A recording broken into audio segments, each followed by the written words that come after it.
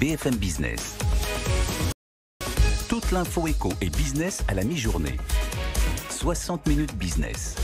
Erwan Maurice. Et le monde du sport, je vous le disais, le monde du sport qui est aussi durement touché par la crise. Plus de public dans les stades, dans les gradins, donc plus de billetterie, plus de trésorerie. Certains clubs ont du mal à sortir la tête de l'eau et c'est sans compter les victimes collatérales, les commerces qui sont autour de cette industrie du sport et puis bien sûr qui sont aussi victimes de l'arrêt de cette économie. On va se pencher là-dessus pendant une dizaine de minutes avec nos deux invités. Ils sont avec nous à distance. Jean-Michel Guillon, bonjour.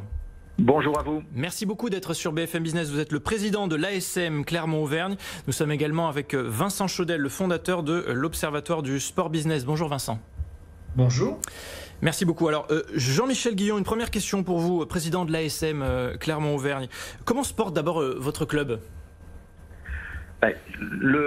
Sur le plan sportif, il se porte bien puisqu'on est dans le haut du tableau. La question centrale pour nous aujourd'hui, c'est le plan économique. Et vous le disiez vous-même, le rugby professionnel tient une place centrale dans la vie économique et sociale des régions. Et il tient une place, et cette vie économique, elle nous permet de vivre sur le plan de notre budget. Et aujourd'hui, tout s'arrête. Là, dans quelle mesure est-ce que vous êtes touché, vous, par ces restrictions, par cette crise ? Vous ne vendez plus de billets, il y a plus d'entrée d'argent là vraiment dans le club ou c'est une partie seulement ? Non, en fait, ce qu'il faut savoir par rapport à d'autres clubs et sports professionnels, c'est que la billetterie et le partenariat représentent 75% du budget d'un club professionnel de rugby. Et à titre de comparaison, vous le ferez, les droits TV, pour nous, c'est 17% de notre budget. Donc, quand vous arrêtez et vous ne donnez plus la possibilité aux spectateurs et aux partenaires de venir dans le stade, eh ben, vous perdez une grande partie de vos recettes. Jean-Michel Guillon, président de l'ASM, est-ce que vous bénéficiez aujourd'hui ou est-ce que vous allez bénéficier d'aide de l'État ? Nous sommes dans l'attente. Et juste pour compléter l'élément que je vous donnais sur le plan économique, un match au stade Marcel Michelin, qui est notre fleuron, c'est 800 000 euros de recettes que nous ne faisons pas quand nous n'avons pas la possibilité d'organiser ce match. Donc vous multipliez ce chiffre par le nombre de matchs que nous faisons dans l'année, environ 16, et vous avez une idée de l'ampleur du désastre qui nous attend si nous n'obtenons pas les aides de l'État. Et c'est aujourd'hui une attente parce que nous avons, comme beaucoup de clubs sportifs, attendu le fonds de solidarité. Et aujourd'hui, nous n'avons toujours rien vu venir. Toujours rien, un manque à gagner considérable comme tout un tas d'autres industries dont on parle bien sûr quotidiennement sur BFM Business. Vincent Chaudel, fondateur de l'Observatoire du Sport Business, c'est l'ensemble là du business du sport qui est touché de plein fouet ?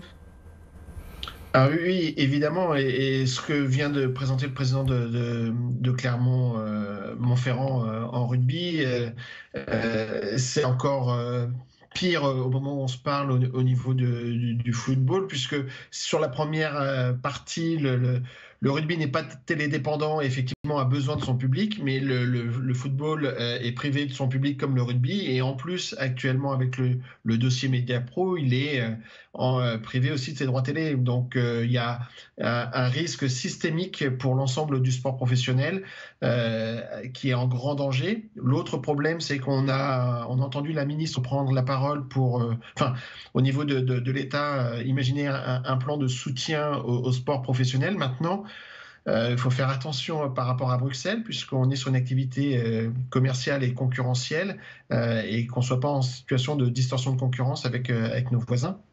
C'est un des sujets notamment. Ouais. Vous parliez, Vincent Chaudel, de Mediapro, juste pour recontextualiser. On parle bien sûr du championnat de France de foot. Mediapro qui a demandé à repousser la deuxième échéance de son paiement annuel, dont le versement est estimé à 172 millions d'euros et qui était prévu pour le 6 octobre dernier. Effectivement, dans le foot, c'est peut-être encore plus significatif. Les droits télé, ils représentent une grande part. Il y a beaucoup de subventions aussi. Nîmes, 70% des revenus, les droits télé. Angers 62, Reims, Lille 60, Nice 59. Ça veut dire que il y a quand même un sujet là sur le sport et peut-être plus particulièrement sur le football. Alors, en fait, sur le premier arrêt de la compétition, on a décidé donc de couper. On a effectivement généré des pertes de revenus, mais qui ont pu être compensées par les prêts garantis d'État. Là, on se retrouve face à une autre situation où les clubs, avec ce nouveau contrat, ont parlé jusqu'ici de 50% de télédépendance au niveau des clubs de Ligue 1, mais au moment où on se parle, on est probablement à plus de 70% de télédépendance. Donc effectivement, si le diffuseur ne paye pas, il y a un très gros problème. La Ligue a fait un prêt pour compenser ce paiement-là, mais on est au niveau...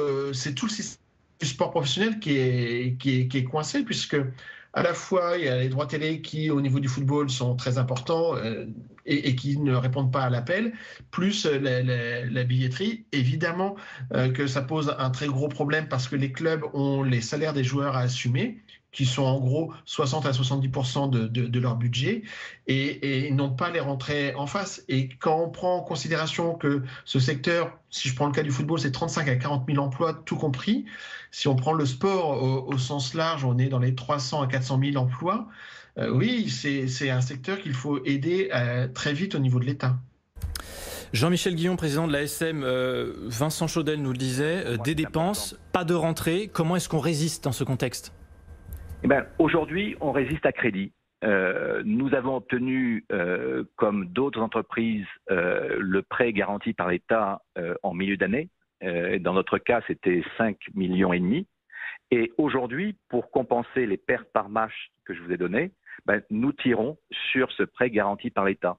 Mais nous n'allons pas pouvoir vivre à crédit. De notre côté, j'ai fait les comptes et d'ici fin février, nous aurons mangé les 5,5 millions que nous avions reçus sur ce prêt-là. Et ce prêt-là, à un moment, il faudra le rembourser aussi. Donc là, je ne parlerai pas des droits TV parce que pour nous, le public est le plus important dans nos recettes. Mais le fait de dire nous sommes à huis clos, c'est une question pour nous de vie et de mort. Aujourd'hui, ne pas recevoir nos publics et nos partenaires. Et là, nous avons besoin du soutien de l'État, c'est vrai. Et ce soutien de l'État, on a deux façons de l'envisager aujourd'hui. Le fonds de solidarité dont tout le monde parle, et le gouvernement le regarde au niveau de tous les sports. Et puis, nous avons demandé aussi la prise en compte d'une exonération totale des cotisations sociales, parce que, comme vous le comprenez, nous sommes bien au-delà d'une perte de 50% de notre chiffre d'affaires. Merci beaucoup Jean-Michel Guillon, président de l'ASM, d'avoir été avec nous. On vous garde encore une petite minute. Vincent Chaudel, il nous reste une minute rapidement. D'abord, je voulais recontextualiser avec quelques chiffres. On va aussi avoir moins de licenciés dans les petits clubs. Beaucoup de gens ne se sont pas réinscrits avec l'incertitude qu'on avait sur est-ce qu'on va pouvoir continuer à pratiquer le sport. 17% n'ont pas des licenciés dans les clubs de sport, n'ont pas renouvelé leur licence en septembre. 34% des enfants n'ont pas été réinscrits par leurs parents, ce qui montre bien quand même les difficultés qui sont en cours et puis qui vont venir aussi dans les prochains mois. Rapidement, je voulais terminer aussi sur les victimes collatérales. Quelles sont-elles? Parce que l'industrie du sport, c'est pas seulement les sportifs. Alors, les victimes de ce deuxième confinement, c'est évidemment le secteur associatif, les clubs, puisque sur le premier, on était sur la fin de la saison, là on est sur le début et donc il y a des problèmes de réinscription, vous l'avez évoqué. Ce sont aussi les salles de sport, de fitness, qui sont comme les petits commerçants, ils ne peuvent pas accueillir leur public, leurs membres, et eux sont en grand désarroi.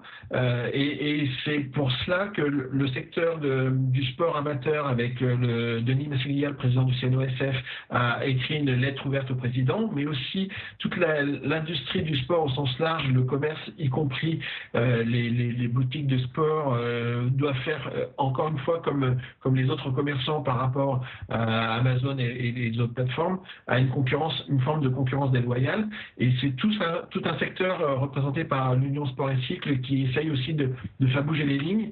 On a un sujet d'emploi, on a un sujet aussi de lien social mondial avec cette privation d'activité sportive qui pose un vrai problème. Merci beaucoup Vincent Chaudel. Et puis on n'a pas eu le temps d'en parler, mais en ligne de mire, on a aussi les JO de Tokyo qui représentent 11,5 milliards d'euros d'investissement par le Japon. Et on est bien sûr dans l'incertitude quant à cet événement sportif, cette compétition internationale qui approche.